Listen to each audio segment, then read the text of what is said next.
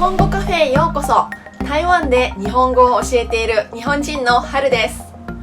少し前に開く、開ける、開く、この3つの違いについてお話ししましたけども、今日はそれと関係がある閉じる、閉める、そして閉まる、この3つの違いについてお話ししたいと思います。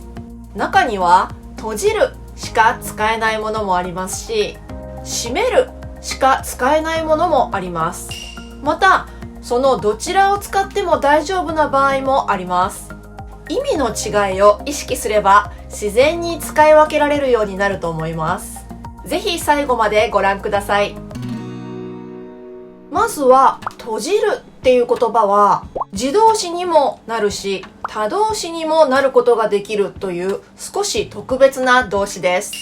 つまり主語が閉じる、例えば目が閉じるっていう言い方もしますし、目的語名詞を閉じる、例えば目を閉じるということもできます。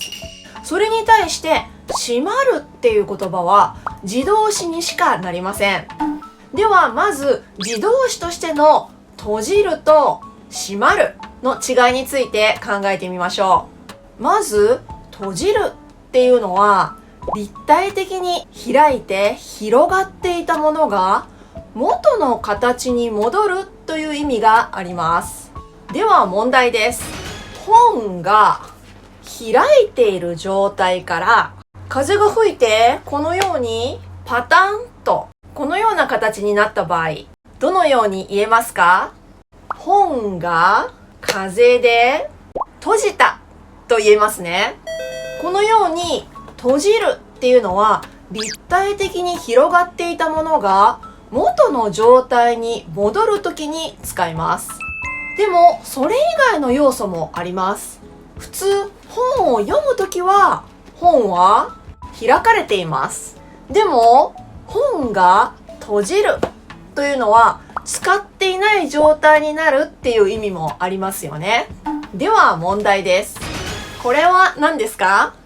これは傘ですね。じゃあ傘を使っている時には傘は開いています。でも使っていない時はどうなっていますか？傘は閉じているということができますね。ですからあるものが使っていない状態になるとき、そのものは閉じているということができるんですね。このことから前回一緒に考えた開くと今回の閉じるはほぼセットだと考えていいと思います。ただ後で言いますが少し例外もありますので注意が必要です。では同じ自動詞の閉まるはどうですか？さっき閉じるは立体的な動きを表すことが多いって言いましたけれども、閉まるはどちらかというと平面的な動きを表すことが多いんです。また閉まるにはもともと空いていた空間が閉まって物とか人が通れなくなるっていう意味もあるんです。では問題です。この状態はペットボトルの蓋が開いている状態ですが、この状態はどうですか？ペットボトルの蓋が閉まっているということができますね。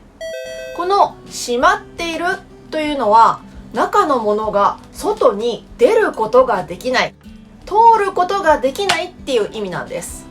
こんな風に通り道がなくなっている時に閉まっているということができます。では次の問題です。台所で火を使おうとしましたがガスの火がつきません。よく見るとガスの元栓が何々っていました。これもガスが通る通り道がないという意味なので閉まっているを使いますね。ガスの元栓が閉まっていました。次の問題です。エレベーターのドアが開いています。ドアがこういう状態になるときアナウンスが流れます。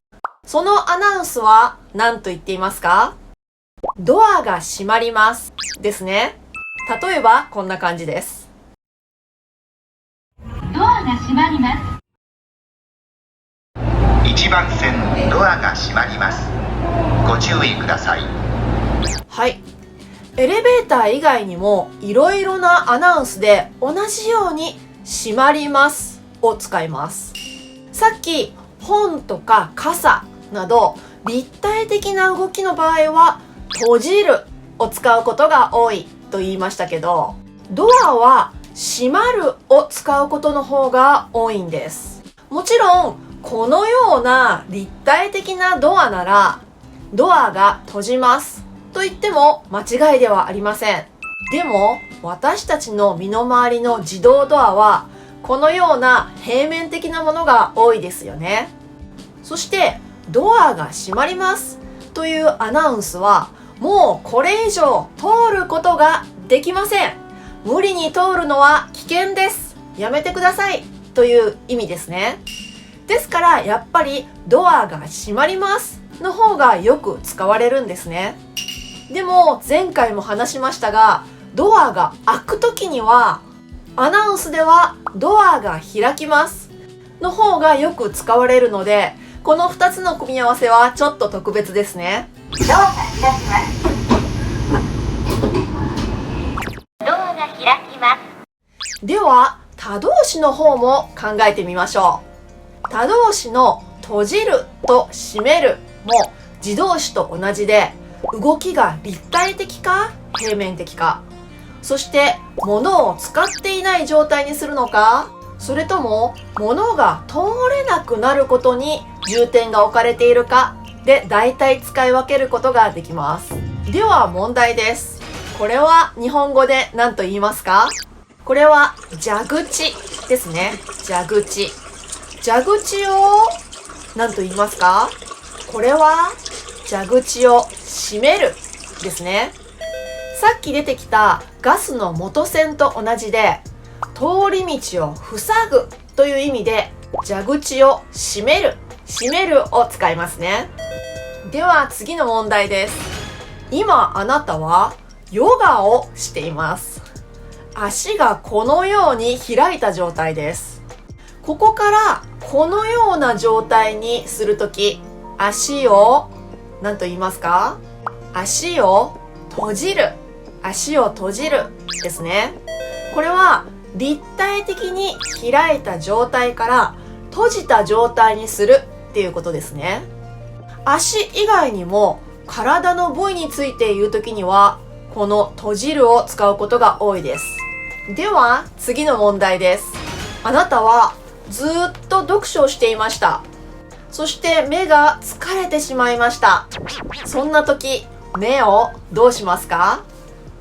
目を閉じる。これも閉じるですね。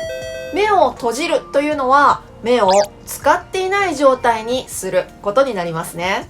ではまた次の問題です。口をだったらどうなりますか？口を。これは場合によって違います。もしあなたが鼻ではなくて口で呼吸をする癖がある場合は、お医者さんが口を閉めて鼻で息をしてくださいと言うかもしれません。この場合は空気の通り道をなくすっていう意味で口を閉めるというかもしれませんね。でももしあなたがさっきからずーっと話をしていて相手の話をあまり聞いていなかったら何と言えますか？すみません、私ばっかり話してしまって、しばらく私は口を閉じますねというかもしれません。この場合は口を使っていない状態にするっていうことになりますので、閉じるを使います。ですから口の場合は閉めると閉じるはちょっと意味が違うということですね。では最後の問題です。彼は85歳で生涯を何々いた。これはどうですか？これは閉じたですね。生涯を閉じた。閉じるっていう言葉にはずーっと続いていたものが終わるという意味もあるんです。生涯とか人生とかこういう抽象的な意味で使われることが多いですね。またイベントなどについては幕を閉じるっていう言い方をすることもあります。例えば彼のコンサートは彼のデビュー曲で幕を閉じたといった場合、コンサートの最後の曲は彼がデビューして一番初めに歌った歌だったっていうことになりますね。はい、わかりましたか？今日は閉じる、閉まる、閉めるの違いについて一緒に考えました。